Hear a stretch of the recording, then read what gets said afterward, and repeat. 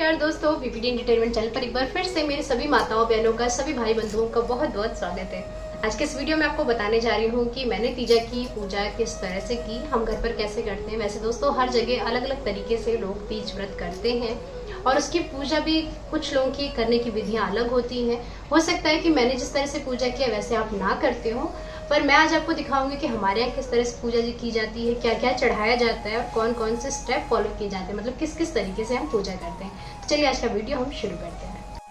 तो मेरे प्यारे भाई बहनों, सबसे पहले मैं दिखा रही हूँ वो श्रृंगार का सामान, यानी कि ये गहने, चूड़ियाँ और कपड़े जो मैं पहनने वाली हूँ। बिछिया हर बार मैं तीजा पे नया पहनती हूँ। अगर आप और भी कुछ सोना चांदी पहन सकते हैं तो बहुत अच्छी बात होती है, लेकिन बिछिया बहुत सस्ता मिलता है तो वो हमें हर बार चेंज ज़रूर कर लेना चाहिए। ये है श्रृंगार का सामान जो माता रानी के लिए हम लाए हैं चढ़ाने के लिए, जिसमें पूरा श्रृंगार का सामान है। चूड़ियाँ हैं, हमारे यहाँ काले रंग की चूड़ियाँ चढ़ाई जाती हैं तो ये भी है। इसमें मेहंदी, आलता, सिंदूर, शीशा, कंघा से लेकर के हर सामान होगा। साथ ही साथ यहाँ पर नेल पेंट आप देख रहे हैं और बिंदी पत्ते कुछ एक्स्ट्रा भी हम लाए हैं। पान सुपारी हम चढ़ाते हैं। जितना भी श्रृंगार का सामान है सारा आपको यहाँ दिखेगा। ये जो एक्स्ट्रा बिंदी के पत्ते हैं ये आसपास हमारे जो खास माताएं बहनें उन्हें बांटने के लिए। साथ ही साथ ये साड़ी है जो माता रानी पे हम चढ़ाएंगे और कल पंडित जी को दान करते समय ये साड़ी भी उन्हें हम दान करेंगे। तो इस तरीके से ये सारा सामान है श्रृंगार का। सबसे पहले हमें घर का मंदिर जो है वो साफ़ कर लेना है, स्वच्छ कर लेना है। घर के मंदिर की जो रोजाना की सफाई होती है उसी तरह से आपको घर का मंदिर पूरा साफ़ कर लेना और उसके बाद हमें पूजा जो है प्रारंभ करनी है। दोस्तों सबसे पहले लाल रंग के साफ सुंदर नए वस्त्र पर 1 मीटर का नया कपड़ा है ये, जिस पर हमने भगवान भोले शंकर और माता पार्वती को इस तरह से स्थापित किया। ये मिट्टी की मूर्ति है। जी हाँ, तीजा व्रत में मिट्टी की मूर्ति ली जाती है। अगर काली मिट्टी जो चिकनी मिट्टी होती है उसकी बनी हुई मूर्ति से आप पूजा करें तो बहुत अच्छा होता है और ये मूर्ति आपको आसानी से बाज़ार में भी मिल जाती है। इसके बाद ये जो हमारे घर के भोले शंकर जी हैं और माता रानी हैं जिनका हम हमेशा पूजा करते हैं, इनको हमने माला अर्पित कर दी है। और यहाँ पर माला अर्पित की है जो भोले शंकर और माँ पार्वती की हम मिट्टी की प्रतिमा लेकर आए हैं। आप ऊपर देख रहे होंगे यहाँ पर मम्मी ने सिंदूर भरा है, तो हम हमेशा सिंदूर सबसे पहले यहाँ पर भरते हैं क्योंकि कल सुबह जब हमारी पूजा समाप्त हो जाती है तो यहीं से हमें सुहाग लेना होता है। दोस्तों यहाँ पर सबसे पहले हमने साधारण जल में थोड़ा सा गंगा जल मिला लिया है और पूरे मंदिर को हम पवित्र करेंगे। अब यहाँ पर हम पूजा प्रारंभ करने जा रहे हैं तो हमने अपने ऊपर भी गंगा जल इस तरह से छिड़क लेना है और पूरे मंदिर में भी हमने गंगा जल का छिड़काव कर दिया। इसके बाद हम भगवान भोले शंकर की पूजा जो है प्रारंभ करेंगे। एक बार हमने शुरू में भी गंगा जल छिड़क लिया था पूरे मंदिर में और अब क्योंकि विशेष पूजा हम करने जा रहे हैं तो यहाँ पर बेलपत्री हम चढ़ा रहे हैं। 3-3 के जोड़े में बेलपत्री चढ़ाएंगे, जिसको इस तरह से हमें पहले टीक लेना है। इस तरह से हमें टीका उस पर करके और फिर चढ़ाना है। 5-5 हम चढ़ा सकते हैं, 11 भी चढ़ा सकते हैं। और ध्यान देना है कि कटी फटी सी पत्तियाँ ना हो, टूटी पत्तियाँ ना हो। इस तरह से साबुत जो है बेलपत्री आपको चढ़ानी होती है 3-3 के जोड़े में। ये देखिए इस तरह से भगवान भोलेनाथ माँ पार्वती को हमें अर्पित करनी होती है। बेलपत्री अगर मिल जाती है तो बहुत अच्छा है, किसी कारणवश नहीं मिल पाती है तो आप इसे छोड़ सकते हैं, पर पूरा प्रयास करना है कि भगवान भोले शंकर की हम कोई भी पूजा करते हैं, 16 सोमवार की पूजा होती है, साधारण सोमवार की पूजा होती है या तीजा व्रत पूजा होती है या सावन की हम जब सोमवार करते हैं तो बेलपत्री हमें ज़रूर चढ़ानी चाहिए।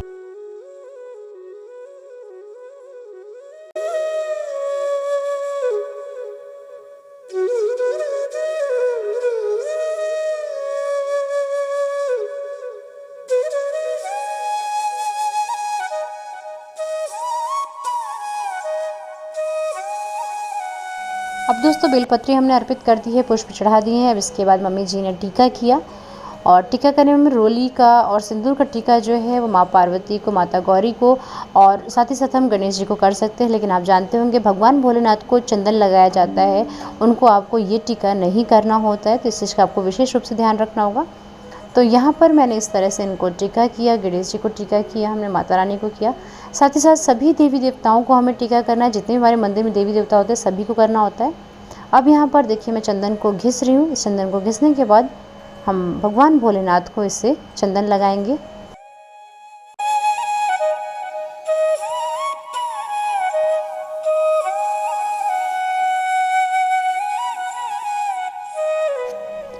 और माता रानी को हमने सिंदूर का टीका लगाया। साथ ही साथ सभी देवी देवताओं को जितने मंदिर में रहते हैं सभी को आदरपूर्वक हमें टीका करना है।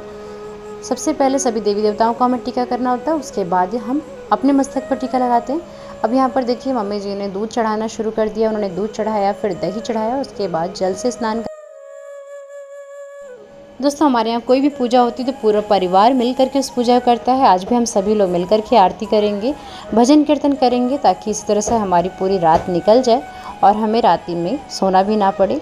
फिर हम सभी लोगों ने देखिए इस तरह से गणेश जी की आरती शुरू कर दी थी, क्योंकि पूजा की तैयारियां भी चल रही हैं। साथ ही साथ सबसे पहले हमें गणेश जी की आरती करनी है, तो आरती चल रही है।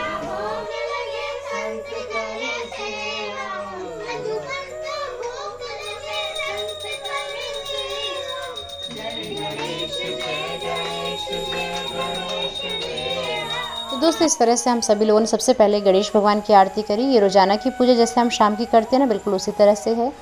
और यहाँ पर हमने विशेष रूप से जो पूजा करनी थी, जो हम मिट्टी की मूर्ति लेकर के आए थे, उसकी हमने अलग तरीके से पूजा की। बाकी जो पूजा है वो साधारण जो आमतौर पर हम घरों में करते हैं उसी तरह से हमने सारी पूजा करी। और परिवार के सभी लोगों ने नहा धो करके इस पूजा में हर कोई शामिल हुआ, हर किसी ने आरती करी, आरती पढ़ी। और इसके बाद अब जो श्रृंगार का सामान चढ़ाना है, जो श्रृंगार का सामान भोलेनाथ को चढ़ता है, माँ पार्वती को चढ़ता है, यानी कि जो तीजा की विशेष पूजा है वो हमने प्रारंभ करी। तो सबसे पहले मैं आपको एक बार मंदिर अपने घर का दिखा रही हूँ। मुझे बहुत अच्छा लग रहा था उस दिन। जब हम तीजा का व्रत करना होता है, हमें कुछ दिन पहले तक लगता है कैसे हम कर पाएंगे, हो पाएगा कि नहीं, लेकिन जैसे जैसे व्रत का दिन आता है, पूरा दिन आपका तैयारी करने में निकल जाता है, पूजा पाठ में निकल जाता है, और हमें बिल्कुल पता ही नहीं चलता है कैसे पूरा दिन निकल गया। ना भूख लगती है ना प्यास लगती है। अब यहाँ पर देखिए मम्मी जी पान के पत्ते और सुपारी चढ़ाएंगी। तो हमने 2-2 पान के पत्ते और 2-2 सुपारी इस तरह से रख करके इसे चढ़ाना है हमें।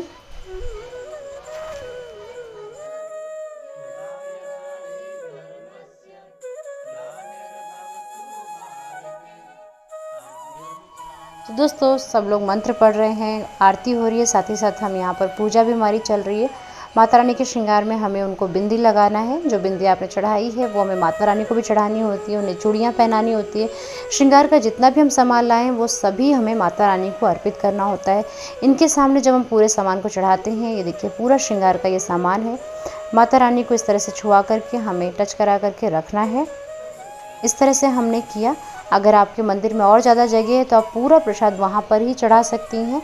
और क्योंकि हम यहाँ बांटने के लिए भी प्रसाद लेकर आए थे, तो थोड़ा ज़्यादा था ये, तो वहाँ पर नहीं आ सकता था, तो इसलिए हम थोड़ी थोड़ी चीज़ें यहाँ पर चढ़ाएंगे। ये माता रानी के लिए हम साड़ी लाए हैं, जो कि कल हमें पंडित जी को दान करनी है, यानी कि पूजा के बाद अगले दिन दान में हम ये साड़ी देंगे। तो इस तरह से हम माता रानी को पहले उसे थोड़ी देर के लिए उड़ा देते हैं, ताकि माता रानी का इस पर आशीर्वाद आ जाए और माता रानी इसे स्वीकार करें। तो इस तरह से हमने साड़ी को माता रानी को उड़ा दिया। बाद फिर हम इसे एक तरफ रख देंगे। आप चाहें, अगर आपका अलग तरीके का मंदिर है तो आप उड़ा करके रात भर भी रख सकते हैं।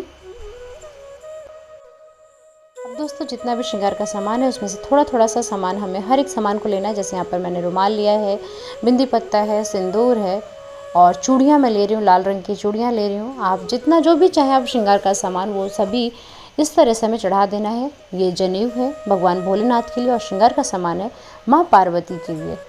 तो अगर आप चाहें तो पूरा श्रृंगार का सामान जो आप दान में देना चाहती हैं और जो बांटना चाहती हैं सभी को रख सकती हैं। ये पुआ पूड़ी है जो हमने बनाया था घर पर, उससे हमने इस तरह चढ़ा दिया और भगवान भोलेनाथ को जनेऊ पहना दिया। अब बारी आती है हरतालिका व्रत की कथा पढ़ने की।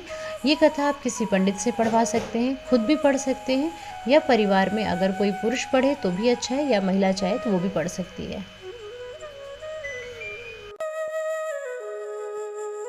के नाम से जाना जाता है। यह व्रत निराहार होता है, इसमें पानी भी नहीं पिया जाता है।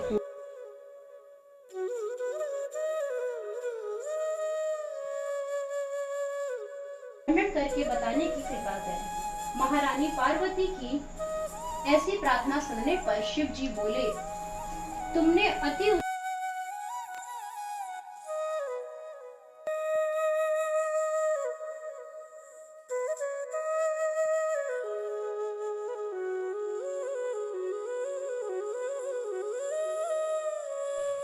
अब दोस्तों कथा पढ़ने के बाद फिर हमने मिठाई मंगवाई थी, वो मिठाई हमने भोग में इस तरह से चढ़ा दी।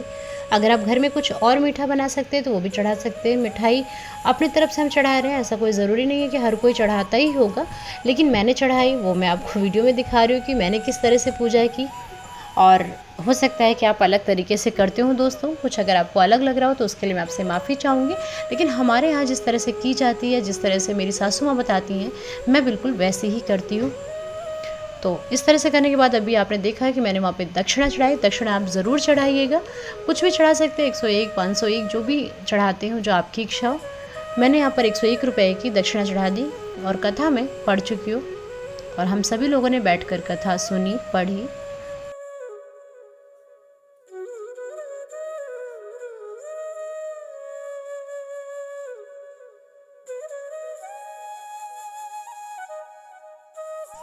तो दोस्तों इस तरह से हमने शाम की पूरी पूजा करी और उसके बाद अब मैं आपको कल सुबह का दिखाऊंगी, यानी कि तीजा के अगले दिन हमने क्या किया, सुबह में क्या दान किया, किस तरह से किया, वो देखते हैं दोस्तों। अब ये पूरा दान का सामान है जो हम पंडित जी को दान करेंगे, क्योंकि पंडित जी किसी कारणवश नहीं आ पाए थे। ये पूरा श्रृंगार का सामान है इसमें। और पहले जो मैंने आपको दिखाया उसमें पूरा फल था। ये साड़ी जो रात को हमने चढ़ाई थी वो भी हम देंगे पंडित जी को। यहाँ पे आटा है, दाल है, यानी कि थोड़े अनाज का दान करेंगे, साथ ही साथ फल, मिठाइयाँ उन्हें देंगे। तो इस तरह से दान का जितना सामान है वो सब हमने इकट्ठा कर लिया, हम पंडित जी के यहाँ पहुँचा देंगे। उनकी तबीयत ठीक नहीं थी तो वो नहीं आ पाए, तो हमने उनसे कथा नहीं सुनी, लेकिन उनका जो दान बनता है, उनका जो शगुन बनता है वो हम उनके घर पहुँचाएँगे। तो ये पूरा दान का सामान है और साथ ही साथ हम दक्षिणा भी देंगे। और दोस्तों जितनी माताएं बहनें हमारे घर के पास रहती, जिनको हम जानते हैं, उन्हें भी हमने श्रृंगार का सामान और फल, मिठाइयाँ, थोड़े पुए कर करके प्रसाद में भी बांटे। दोस्तों आज के वीडियो में इतना ही। उम्मीद करती हूँ आज का वीडियो आपको पसंद आया होगा। जो मैंने जानकारियाँ आपको दी हैं वो आपको पसंद आई होगी। वीडियो अच्छा लगा हो ना तो एक लाइक जरूर कर दीजिएगा और कमेंट बॉक्स में जय महादेव, जय माँ पार्वती लिखना बिल्कुल भी मत भूलिएगा। किसी नए विषय पर आप वीडियो चाहते हैं, कोई पूजा विधि आप जानना चाहते हैं जो अभी तक मेरे चैनल पर ना हो, तो वो भी मुझे कमेंट में जरूर बताइएगा। मैं जल्द से जल्द आपके लिए उस पर वीडियो लेके आऊँगा। तो आज का वीडियो में इतना ही। बहुत जल्द मिलते हैं नए वीडियो में कुछ नई जानकारी से। तब तक के लिए जय भोलेनाथ, जय माँ पार्वती।